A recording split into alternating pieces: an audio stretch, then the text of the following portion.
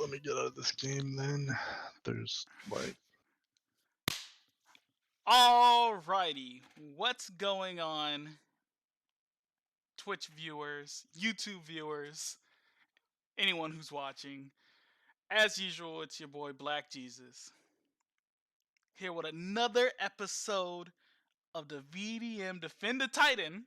We fixed it this week. Defend the Titan podcast. Episode 3, we made it. Alright, so today we don't have Casafu or Crafty. We don't have Marcus and McCall. But today we have the one, the only, the Woogie Boogie in the flesh. How you doing today, Woogie? Hello. I'm doing good. All right, Woogert Boogert. How long you been? Since most of the viewers don't know you, this is your first episode. You're gonna be online with us. How? Give us your backstory on Smite. Give us your history. How'd you get into the game? You know, how'd you find out about it, etc., etc. Do a quick introduction. Or Let's see. I got into it probably because I was interested in like sort of the whole third-person camera MOBA style. I played a lot of MMOs before it, so I was kind of used to that play style. Couldn't really get into like the 2D sort of MOBA. So like the top down, you weren't really a fan of? Yeah. I just felt too like hack and slash for me as far as like League of Legends and those kind of games were. Those kind of MOBAs were concerned. Okay. Reminded me too much of Diablo, but didn't play like a hack and slash, so it was like weird time reconciling. But the Smite system sort of reminded me a lot of the old school MMOs, which I played a lot of, and made it easy to get into for me. Just had to learn the MOBA style. And then I started like season... I want to say season 4 or season 5, I think.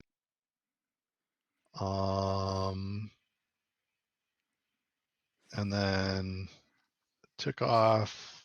And I've been like back and forth. I missed like one season in there somewhere almost completely, and then relatable content. part of season 6, but then came back like at the end of season 6, and or for like half of season 6, and been playing into season 7 here, trying to get my non-existent ELO rating back up. Okay. So what roles do you like to play? What roles are what do you main? What's your favorite gods? What's the roles you play? What? I call myself a support main, though I don't end up playing a lot of support, especially in ranked, but I enjoy support probably the most. Play a lot of jungle and ADC. Those are probably my main roles. Okay. I'm very mildly okay at mid and really don't like solo, so. Okay. And so you said you came back at the end of season 6. How do you feel about season 7 so far? I know a lot of people were calling it diet season 6. You know, not many changes. But how are you feeling with the changes so far? Have you had enough time to form an opinion, or how do you feel? It's I mean, it's different. It doesn't strike me as being like drastically different from season 6. Season 6 was a little weird in a lot of ways, such that like the laning dynamics changed quite a bit, especially like the pro scene vis-a-vis like the more casual scene and in-game meta that you see in ranked and normal conquest. Which was interesting in its own right. It's kind of nice to see a continuation of that. There's a lot of flexibility in it, in the sense that there's a lot of options as far as how you want to play the game, and end up getting a lot of sort of really out there gameplay versus the really out there sort of counterplay that develops because of it, the current meta. Okay. Um, Build wise, I feel like there's been kind of a lot of power creep into the game. Oh, in what way? Um, just because there's, uh, well, especially with mages, the mage item changes in a lot of ways. They um, really wanted to nerf that obsidian shard for to not be like a build Yeah, staple. yeah, mage items kind of took a hit. I don't think a lot of people can even use like I feel like the only pin item you see people building nowadays are divine ruin as far as magical damage goes. I rarely see spear anymore. I don't ever see, Or divine rune is what I was talking about. Yeah, or well, divine rune and not that. What is the one that well, I know obsidian shard isn't used as much. Neither is um yeah, yeah, I think obsidian shard is the one that like the one pin item where it's not commonly used, but I know I've seen from what I've seen, Divine Ruin is probably the one item I think is like you need to build that. Like even if the other team yeah, doesn't it's have pretty healing like that, staple. yeah. There's a lot of I mean, it's good now because it gives because of the flat pen, and it's kind of harder to get flat pen in a lot of senses for some gods. Hmm. Uh, because Spear of the Magus, they just like kind of nerf the crap out of that item out for most guys, except for maybe like a Freya or something could kind of take advantage of that. But Ooh, speaking of um, Freya, I don't know if you had a chance. How do you feel about the new Shaman's Ring, the Ring of Hecate? Because honestly, I feel like the only person who can take advantage of it is Freya. But even then, it's still kind of like garbage. Like it's still a pretty garbage item. I don't think they did like whatever they thought was gonna happen with Shaman's Ring isn't happening.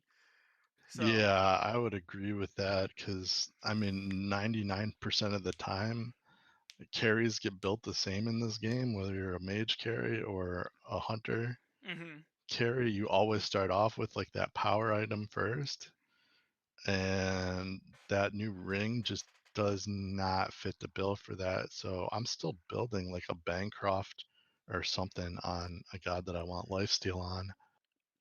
Um, just because you get so much more power from it, and I don't know, you lose like what is I think it's like 70 power on that ring, something like that.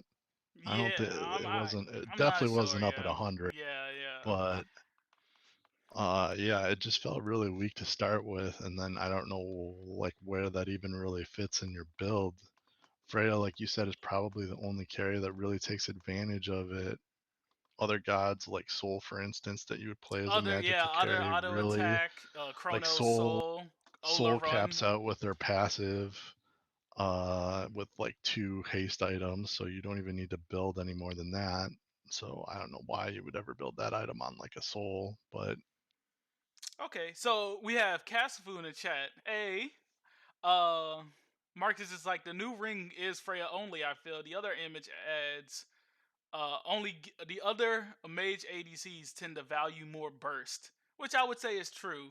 Um, Last episode we actually did I told you about it. We categorized some of the classes for certain gods, and Freya was the only one that we did like a pure ADC because out of all the magical hunters, she's the one who values auto attacks more than the others. The others kind of benefit more from having damage than just like than having a bunch of rings.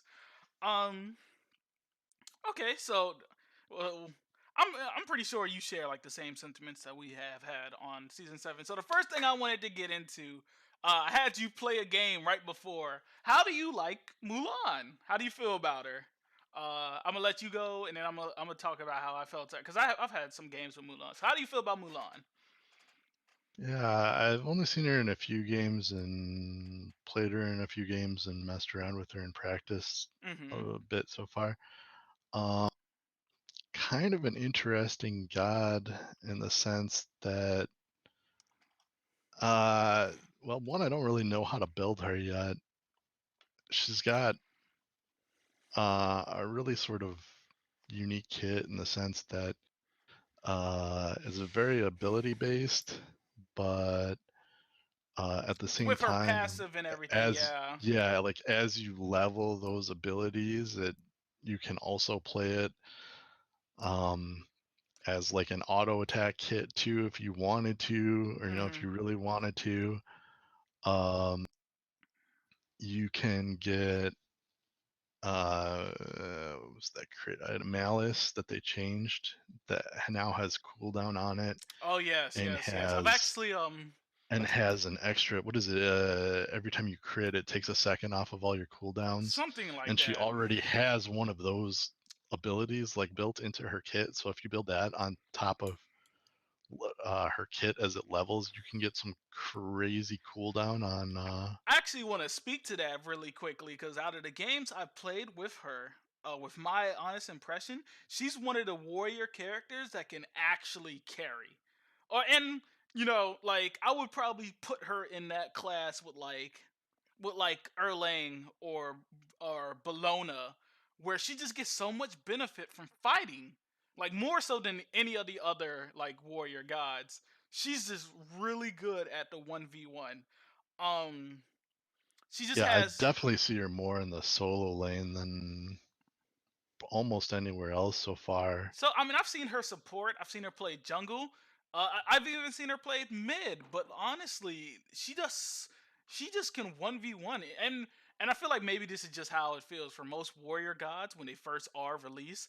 When they first come out, I know Erlang was really strong. He had his whole heal, so maybe we'll see her kind of like tone down. In a couple of patches, but right now she's kind of, I would say, like King Arthur, but a little more toned down. And even still, that's a lot. Like she still does a lot as a character. Her ult's really unique. I really like her ult. It's pretty interesting because it has the root knock up and the damage on it. I think her three, is I don't the hitbox on that I want to say is a little wonky. Cause there's sometimes where I feel like I should have got someone, but because of the delay when she shoots it, maybe that's what it is. Maybe it's just the delay on the three, and I'm not accounting for that yet because she's a new god. But like I just feel like her three is a little wonky. Uh, but no, she's just one of those warriors that, like, if you get a lead on her, it's so easy to just dumpster the other team. She's really fun though. I would say she's really fun. Yeah, Um, definitely really fun. I don't know if her abilities are really like the nice thing about her is her abilities don't do too much. Like as for what they do, they don't feel like super overtuned like the Odin changes and stuff like that. They don't feel like they do too much. Maybe the cooldowns on there need some looking at, I would imagine, but yeah, she feels pretty good so far. I mean, yeah, I mean, because like honestly, and if you haven't had a chance to play Mulan yet, the reason I say she feels like Arthur's whole stick or his whole gimmick is that these abilities kind of all combo into each other. It's supposed to be flawless. It's supposed to be fluid. Uh, the fluidity of her kit is like is comparable to him. I don't think there's um any other person where it's just like you can just kind of like ability, where it's kind of that fluid. And if there has been, they usually like the last god I would say who's been this has had a fluid kit before Arthur, before it was like meant to be fluid or combo based. It's probably Susano. And then probably like usually the assassins you'll see a lot of like skill expression as far as like the fluidity of the kit. But like when you get into another god class and it has really fluid, it's like really fluid gameplay. You will really appreciate that. It just feels nice to have your hands on it. Um, but yeah, I mean, she's really fun. Really fun. I'm. She's probably gonna get nerfed, most likely. I can see it now, but like I'm gonna enjoy her for what she is right now. She's really, oh man, and in a team fight, she's so tanky. She literally can ult into a full team, knock everyone. She's so good at disrupting the backline. It's crazy, but Yeah, I mean, I'd say hands down, she's at least in a better position here on release than like Yemoja or Heimdallr were. yeah. Um, Well, honestly, I would say in a better position as far as I mean, I haven't played her like I haven't played her enough to really like, oh, she's like super strong, or I haven't seen too many impressions on her yet, other than talking about the fluidity of her kit. But honestly, like, Yeah, but like compared to Heimdallr, like I well, said she's the other not day, grossly. I don't feel like she's grossly broken or anything. She's the other not like, day I went in on like on a ranked game on Heimdallr and ended up going like 25-5, and I'm yeah. not even rank one on him yet. Like that's that's how little I've played Heim him. hits really hard. Of like 44 out of 50 followers at the end of that. I honestly think the craziest thing about her though, from playing her and playing against her, her level one is so strong because you walk up to the wave, and with her one, the range is able to hit you and the wave most times. Like it's just level one. You really can't step up to her, and I honestly, and this is to Marcus in the chat. I honestly don't know much about her matchup. So far, I've played a lot of Ditto matchups, um, where it basically that's a coin flip. It's really about whoever combos their abilities better, or whoever has more, knowledge on that god. Um, I think I've also played against I want to say an Odin. I think Odin I shat on. It's really hard to talk about matchups now because of the fact that we haven't had her for a while. Um, but I mean, in the coming weeks, I think we'll get a better look at like how like what the optimal way. She's definitely gonna be picked up in pro play. I don't see how they wouldn't. She's so good for team fights. But yeah, she's so fun right now. Oh man. And so speaking of pro play, let's talk about this new feature. God bless High Res. When High Res does something right, when High Res does something right, we have to appreciate her. We have to appreciate her. We have to appreciate them, right? Let's talk about the esports tab on the main menu. This is the greatest feature they have added because it includes not just Mixer, which they have had an exclusive deal with, but also Twitch. This really helps the visibility of the game, not just on Twitch, but also inside. Like if you're a player, it's so good. Oh man, it's so good because you can just. Oh, I didn't know who. Because they've always done these things. They've always had these like season tickets where you can vote on games, or you can vote on where you can vote on, whatever. But right now, to be able to see this, to be able to watch it, from the client itself, and it affect the viewers, like this is amazing. Like this is what the game is needed because it's a way to let people, like it's yeah, it was really buggy in the past, but I really think they've optimized it, and it's probably one of the better features because now new players the um see this on the main menu. Oh, there's an esports game going on. Let me check it out. And they don't have to go anywhere. It's very fluid, and it affects the viewers in on the Twitch client. So on Twitch and on Mixer. So now there's more visibility on the actual platform as well as on the game. So I honestly think this is like one of the better features. I also think that the viewer store. It's always nice when they give you an initiative to watch. You know, how do you feel about this, Woogie? I like it. I mean, I think it's a good change. Anything that really brings the pro scene uh, visibility to people that are more casual. Mm-hmm. I think it's a great. Um, to me, Do you follow the pro scene? anything that does more with like deals more with VODs is great because as I do, but like not. Not as of I'm late. much more casual about my following of the pro scene, right? Like it's not like I'm watching anywhere close to every game or something, or anything. Mm-hmm. I'll watch like a few games here and there, maybe, and usually uh, the finals and the HRX games. Um, but like during the normal season, not a ton. And then uh, when I get like the itch to watch some of it, I just go fishing through a lot of the VODs. Yeah. Um, so, like in my opinion, anything that a developer can do to bring, the VODs more visibility to all the VODs and the pro play that is going on is a good thing.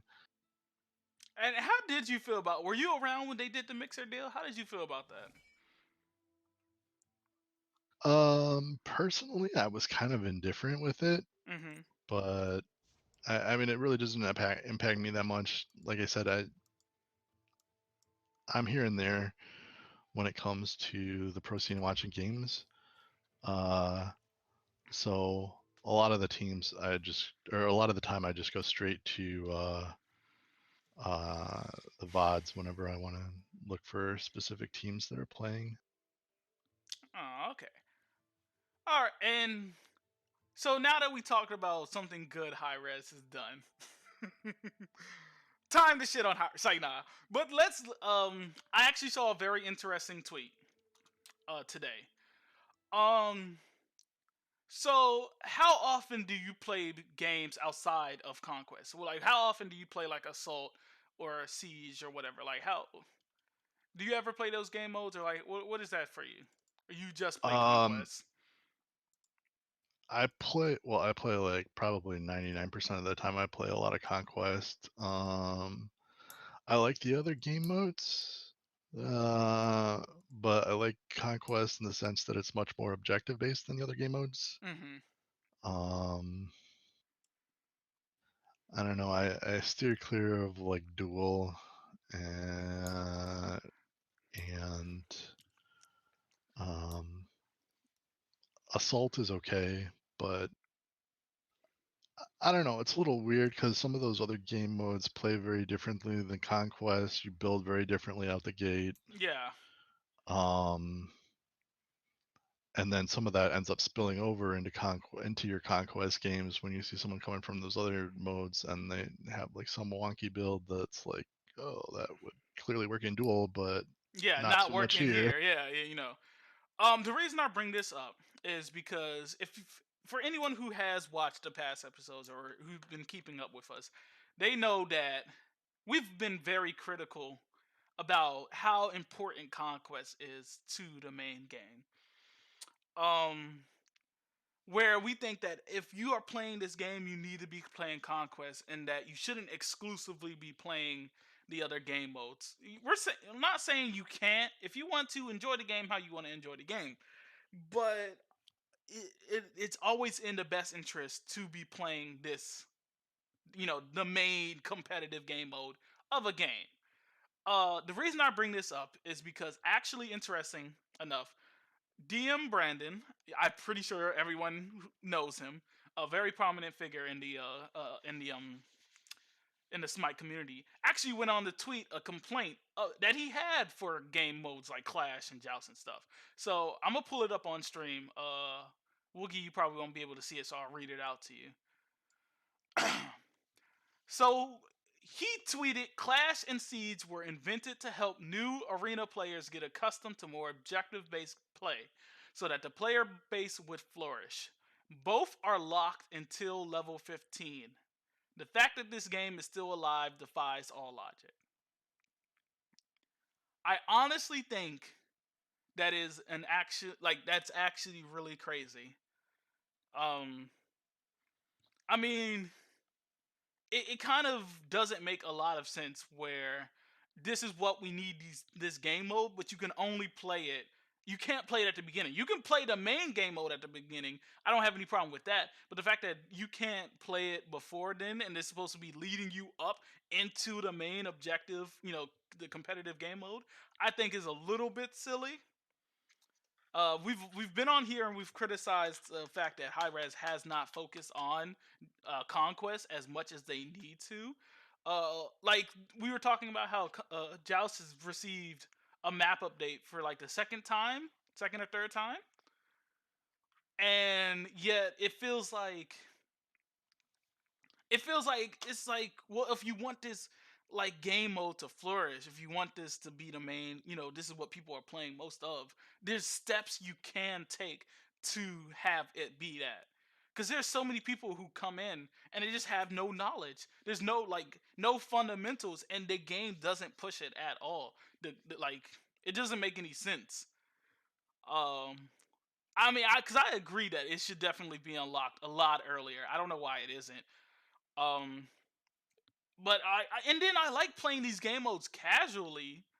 But I can understand as a new player, like it's either I get thrown into arena, which is I can play how I want, I can build how I want, if I can play whoever I want, versus conquest. I have to follow a strict meta or I'm going to get steamrolled. But I can't play any of the other game modes that would help me learn those fundamentals up until conquest. So I think that I mean, how do you feel about like do you think it should be unlocked at an earlier level, or like what's your thoughts on it? Uh, to me, like those I don't know why there's locks on anything in this game, to be honest, because like even account level 15 or whatever the requirements are, it does not take long to get there. Yeah. and and you're gonna get there like way before you have any idea of what, how all of the gods work, what all they do. uh, the restrictions there just make no sense. And Yeah. I'd much rather just see like no locks on any of the game modes, and then maybe like if you go into conquest the first time, you get like a notification that says like, hey, we think you should, check out this tutorial on conquest before you go play conquest or something like that, because It honestly, cause I'm speaking from when I first started the game, it was on the Xbox beta. I was playing with my friends, and it was like, okay, I played all of these different gods in arena. I didn't have any idea of how to play the game. I didn't know what I was doing, but then I got to conquest. My friend threw me in the jungle, and I'm like, I don't know what I'm doing here. I played Ao Kwang, and I was just like, yeah, I played Ao Kwang jungle, and they're like, oh, you just need to do this, you just need to do that, and I had nothing. I mean, maybe that was bad. Maybe I could have done more research or whatever. But like, I feel like honestly, in game there should be something. There was Clash, there was Siege. I did play those game modes too. Um, but like before, it was either arena or conquest. You know. And then oh man, like arena, it's hard. Arena helps the game, but it hurts conquest so bad. You know what I mean? It's such an easy way. Like people are interested in Smite and the gods and the looks and whatever, and they can get into arena yeah, and it's I mean, I easy. definitely agree with that. Yeah, and you can get into it like that. It's very easy, very low. But then you get to like The irony is that like the low level conquest is not really that much different than arena anyways. So but it's I mean, I understand. Like, usually low level, it's so. But like, there's no. But if that's the case, then it's like, why would I play Conquest over Arena? It takes 10 minutes. I don't have to wait. I don't have to worry about all this extra, stuff. I don't have to worry about God pull. Like God, like roles. I don't have to worry about objectives. Blah blah blah. I just gotta make sure they don't get these minions into my portal. So why would I play, conquest low levels? I mean, because you're making the argument now, like why would I do that if I can just do this and it's more fun, it's easier, I can get it out the way, it's blah blah blah, whatever, whatever. Um, I honestly think that they should probably do a little more. They just need a little bit. They need to give Conquest something. They haven't given it anything. And that's upsetting. That's very upsetting because as someone who enjoys competitive games, who I only like I wouldn't say I only, but I mostly play fighting games and MOBAs because I just love that competition. Um and for different reasons. I played them for different competitive needs. But like the fact that I can be paired with someone and they don't know the game like I do, or they have to go to outside sources because or whatever. There's been actually, I want to say, there's been so many times where I've been playing with Marcus and McCall or whatever, and then we end up playing against someone who has like who complains about being matched with higher level people. And because they're either queuing up with one of their friends who's also a higher level, or whatever, or the MMR is just kind of messed up, or whatever the reason might be. So like, I mean, I understand from a new player how it looks, but high res needs to give it something. Um, and so as we continue on this high res hate train, high res don't take us down. Um, I want to also talk about the situation that's happened pretty recently. I want to say, I have to look it up. But I know I told you earlier about the whole genetics situation. All right, so how genetics was basically making a lot of like insults, like homophobic slurs or whatever, right?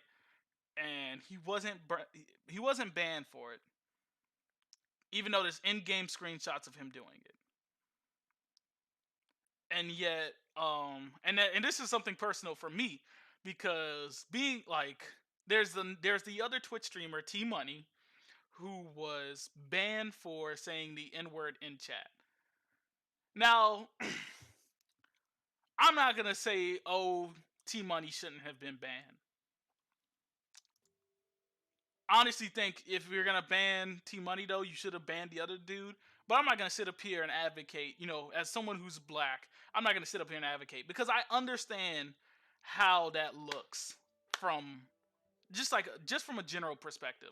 Like, if you're black, it doesn't matter if you're black, because online, if they see you using that word, if they see you using an N word or any slur or whatever, even if you're like allowed to say it, then you're just kind of giving it, like, you're giving it credibility for other people to say it. So I understand, but like, I just want some consistency here.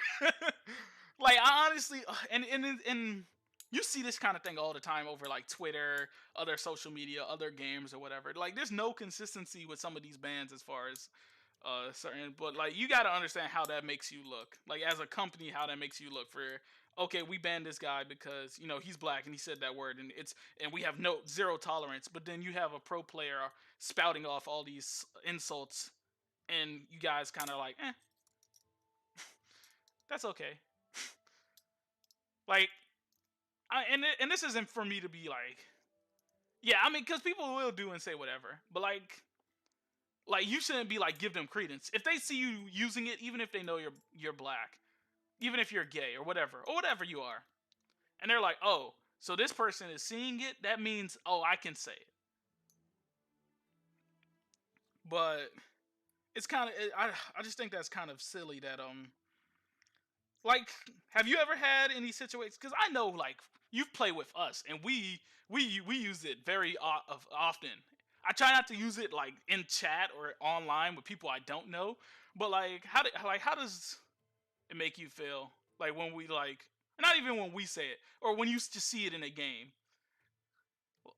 Because Uh, yeah, I mean, it's always like I, you never want to like log into a game and just see someone like dropping a whole bunch of racial slurs or anything like that, despite the fact that sort of MOBA communities are kind of notorious yeah, for that sort of gamer stuff. words, yeah, Like, the video game community in general is what you mean to say. So yeah, yeah. I mean, uh, so in a lot of respects, it's nothing new, but you know, nobody really wants to see that after they, come home from work or whatever, trying to unwind for the day, and just have someone like go off on them in the middle of a Smite game. That's why the mute button's there, but yeah. even still, And one thing that's always crazy to me, or not crazy, but one thing I always heard when I first started playing Smite is how different Smite was than League. Now, I play League as well, and League can be very toxic at sometimes. And I honestly think it's because of the all chat. Like, you can't be that toxic on Smite because you have to be direct. Like, it's easy to spout off some stuff into all chat and say whatever you want. But then when you have to like directly message someone, I guess people kind of like, oh, nah, I'm not really. But like, I always like always when I first started playing this game, it was it was something that was like, how do I like it? I always heard Smite players aren't toxic.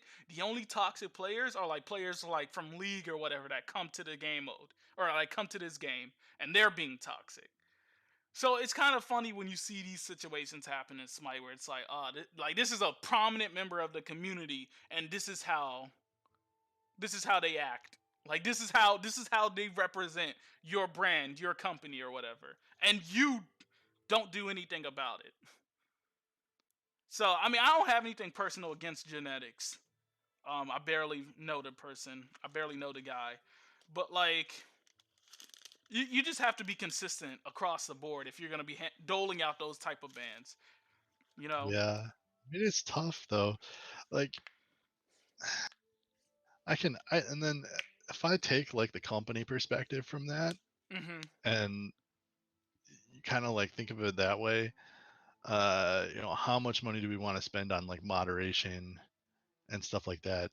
I mean, there's other companies that struggle with all this all the time. In fact, like even Facebook is probably a really good example or a prominent example right now. I mean, that's a company that spends, multiple millions of dollars, I've no doubt, on just nonstop content moderation, right? Yes. And they still get But see, flack for not having enough. I understand Um, from the company. That's why I'm saying if you're going to ban like I don't think he like T Money shouldn't have not been banned because again, if you're gonna be saying that word, it gives it credence to everybody else who wants to say that word. But we're talking about notable people, not randoms. This isn't Tim coming back from his 9 to 5 to play arena and he shouts out, a slur at someone in the chat. This is Genetics, the Smite pro player who is in game doing this. yeah, I mean, they really need to have some sort of like have a very public policy on it. It can't be like a hidden policy. However they want to do it. I mean, Like, because you can kind of see this with the. Were you following the whole Blizzard situation that happened with the whole the Hearthstone player getting his money taken away because he was saying support Hong Kong or you know were you there for that? I heard about it, So or yeah, so read basically about it. Blizzard basically took so he won this tournament and he got the money and so or he didn't get the money yet but they're giving him the money and so then he used that platform to support the protest in Hong Kong in which because of Blizzard being in bed with Tencent they then took his money and gave him a ban. And so like I'm saying when it's like prominent like members like that, they're very quick. They're very quick. If you tarnish their brand, if you tarnish their money, if people like maybe that speaks to it. Maybe people see these things and they don't affect the money like that. Capitalism at work, Yeah, capitalism, boys. capitalism law, guys. But like maybe that's why. But like honestly, I think that they probably should have addressed it. Cause oh man, there's so many situations they just kind of sweep under the bed. Like, do you know about the whole Zapman situation where he was So, stealing money which from his one? from the pro team? Oh, that's that situation where he's stealing money from the pro team, and they knew about it, and they still let him play competitively. I think that's crazy that they sweep these type of matters under the bed. Oh yeah, I remember that. The yeah, uh, nobody wants to air their dirty laundry out there in public, but some of that stuff you gotta address.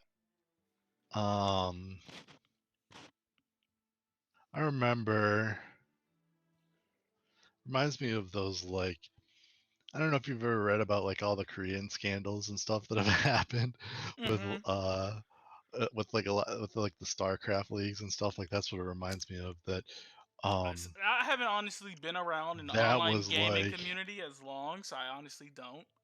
that was worse though because they had basically a win trading problem there Oh wow. to because people were making bets and trying to get money off the bets and They were just win trading Yeah, I mean, well, you see professional that kind of games, happen in and they like got tons of crap for that you kind because, of see that they got everywhere in competitive big spot. though. Yeah, like you kind of see that everywhere cuz people you do that, you see that in like boxing matches and UFC and stuff like that where it's like where people will pay the boxer under the table to lose.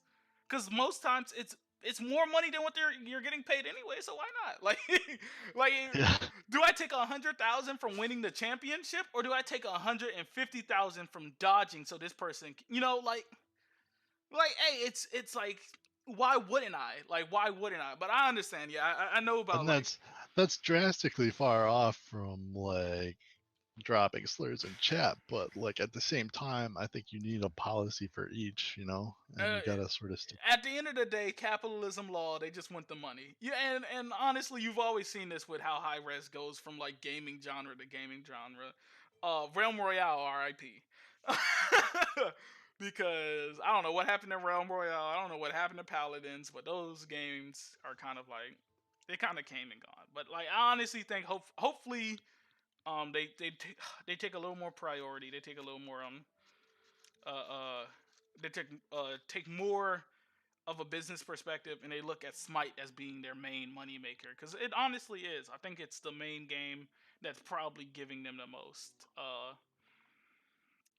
I wanted to talk about Olympians, but you said you don't really aren't really on the subreddit as much. So I don't know if that's a good topic that you would want to talk about. And then Um, also, if you're in the chat and you want to join in on any of these conversations, please send me a message on Twitch or on Twitter, and I would definitely, or even here in game, and I'll definitely add you on to our Discord. Because that was one of the things I was trying to do before. I was trying to add more people onto this call, so it's not just me talking at my friends all the time. but but yeah, I mean, I think that was true most of the topics. Yeah, it's definitely the longest lasting game. Um, there hasn't been a lot going on. I hope there's some more newsworthy stuff going on during. One thing I want to say, if you're watching this and you watched our previous stream, our previous episode, I want to apologize. We did not know that meme day was on the day that we checked the Reddit. So someone commented on the video. I was kind of shocked. I was like, wait, really? Didn't know that. My bad. um Apparently that's a thing. yes, meme day is a thing. Oh wow. Okay. Well, now we can talk about the Olympian Council again. Um let's see. Uh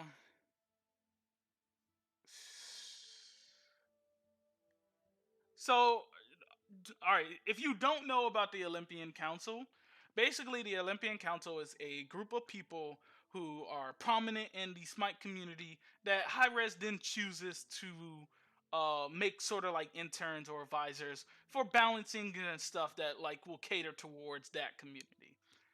If you don't know now, you know. And recently they chose it people from the Xbox, PS4, Switch, whatever, to for like different things, for like casual and competitive um from each of the different platforms. So today apparently one of the Olympians has stepped down from the council. It's a person by the name of IzanamiGG. I know you weren't here for when I first talked about it, but Izanami GG is basically someone who's prominent in the community, but also some people to considered problematic because she would go onto arena and stuff, and she would bully like newer players or whatever, and gatekeep or whatever happened. And so now she's stepping down. I'm guessing it looks like the context is she got into Twitter beef with Rexy, whatever. Um, and it looks like she's stepping down from all apparently. I mean, honestly, if you know, that someone has like kind of like a problematic, I think you should probably be a little careful, a little more careful about choosing who represents. Again, like, oh wow, this Twitter thread's kind of crazy. Let me see if I can pull up this Twitter thread because it's talking about how, oh yeah, she stepped down, and somebody's in the chat like, oh yeah, just like how DM Brandon and Taco stepped down, huh? So let's see. Let me see if I can pull this up. See, this type of thing in the community is very like, woof. It's so. So all right. So she's saying, I'm stepping away as an Olympian. I tried to handle and move forward from the fallout of the post, but when threats against the physical harm to my family were received, I realized it wasn't worth it. While we're handling that, the rest of the squad can take it from here. VVGL, VVGF. And so then Rexy then posts a picture. It says, just for a bit of context, to my knowledge, there was some kind of altercation on Twitter that involved Rexy and Izza. She told me that she was being repeatedly harassed all week, which resulted in her jokingly, probably not seriously, but angrily threatening Rexy. To my knowledge, her prior drama with Twitter was not part of this decision. The council wishes her all the best. And you just see some people talking about, you ain't stepping away, you got removed. Difference. I'm guessing the post they're talking about is them talking about her harassing and her history or whatever. I wish there was somebody, like, is there anyone in the chat who knows a little more about this situation? Because I've kind of only been recently following this, so I don't know much about her in retrospect. Like, it's, I mean, but this is very interesting to see. Um, High Yeah, that's res, not a person I followed in particular, so yeah, it's kind of hard. I only notice offhanded. Who the fuck are these guys? Well, apparently they're prominent members of the community, so they're pretty well known. But I've only recently started getting back into the whole like Smite community, or as far as Smite Reddit community. Um, First of all, I just want to say, if people are actually sending her threats, that's not okay. I mean, that goes without saying. But control yourself, people. yeah, I'm like, there should be no reason why like that is your go-to. Uh, but like I understand. I understand if someone you know who's been doing some shady shit gets into a position of power, you're kind of like fuck. But let's see if we can pull up the original thread on Reddit. Let's see if we can pull this up. Let's see. Smite. Where is that?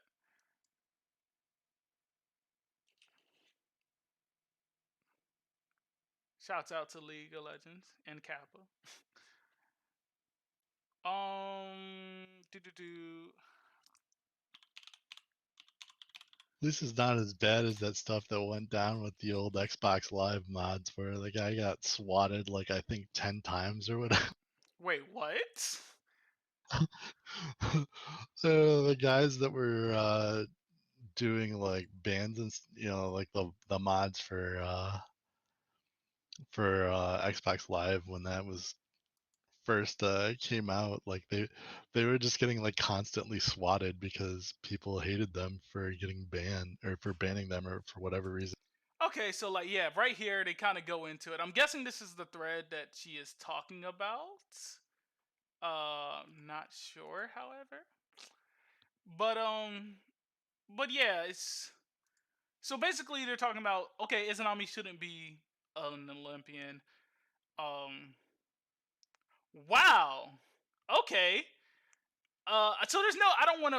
All right, let me, before we get into this deep dive on IzanamiGG and her spot as an Olympian and the Olympians in general, unless there's evidence shown, I'm not trying to push. I'm just trying to review all the evidence with the audience. So unless um, unless we see like, oh, this happened. I don't want to say, oh, what the hell is happening right now. I don't want to push out like I don't want to push out a narrative without knowing exactly what happened. So just take everything that's said here with a grain of salt. Uh, so all right. So apparently she had one of her master's friends play on her account to get her to masters and conquests. I knew about it when she did it for Duel last year. That was so obvious. So when I saw she had posted a picture of her getting masters in Duel once again, I wanted to laugh so hard. I forgot about her doing it. So basically, there's been proof of her boosting and these or having people boost her and then posting about it. Honestly, if you are a prominent member, you got to understand everything you do is under a microscope. Nobody would probably even have cared if this person wasn't a prominent member of the community, but because you are, you can't get away with stuff like this anymore. Um Some people gotta learn that lesson. yeah, yeah, shit. All I've seen her do is post all blue match history and thinking about how she's improved so much. But if you look at the game, she lasted every kill she got and have damn near negative player damage. Like, what did you improve? Your ability to dodge queues with actual players in it, make the game suck for new players? Huh, queuing when nobody else was on because she's friends with them. Wow. Would queue as a four-man for siege and casual joust. Oh man, and would bully people as a pre-made. Alarm clock queues and alarm clock raids are nothing new. Yeah. Do do do do. I mean, I just think this is kind of crazy. Like, oh man, high res. Y'all got to look at these type of things. It's kind of crazy because if someone who like you choose to represent your brand is saying or doing some crazy shit like this, and the community is constantly calling them out about it, you're gonna have a problem on your hands. Like, all right, so here's a video. Let's see what this is. Uh, in my friend group, if you die more than 5 times, you're kicked from the party. So I wouldn't know a bad game. That's crazy. I mean, honestly, this is pretty toxic. Like, holy shit. Wow.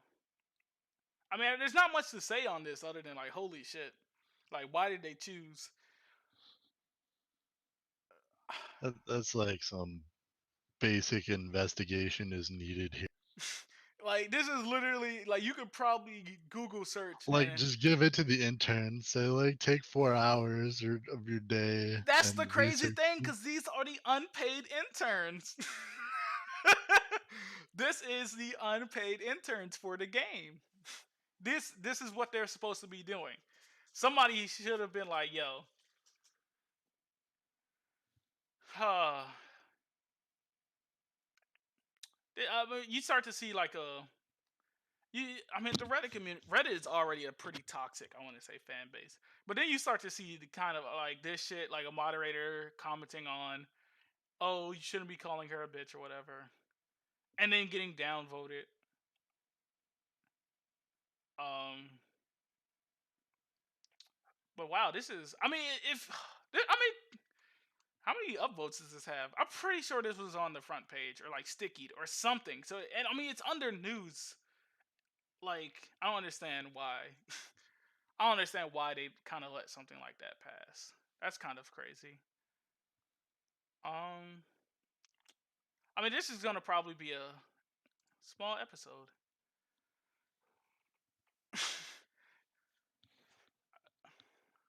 I honestly think That this. just, that just solidly falls into the category of some basic search queries were required in this instance. All right, but I think that's actually all the topics we have right now. I wanted to talk about the Olympians, and I guess we ended up doing it because of that thing on Reddit. Thank you for everyone who came by. I'm sorry this episode wasn't as long or maybe as entertaining. I know me and Woogie had to carry it on our back while Marcus and McCall were in the chat trying to support.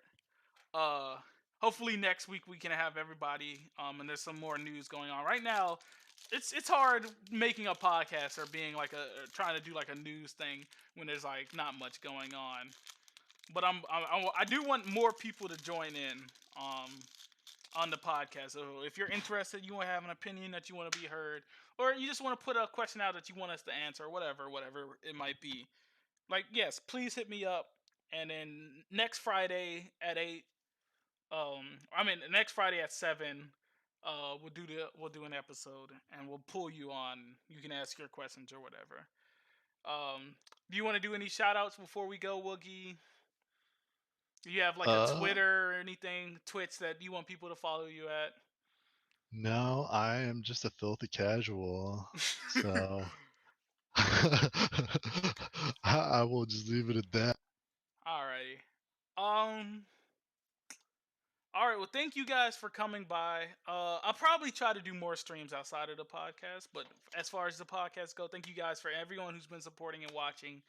Um. Well, depending on how this goes, it's just something we want to keep up. And I hope we get a little bigger, and I hope we are able to include more of the community in it. Follow me here on Twitch, Josue Noir. I'm mispronouncing the fuck out of that. Josue Noir underscore. Follow me on Twitter at the same handle. And yeah, thank you guys for coming by. Y'all have a wonderful evening.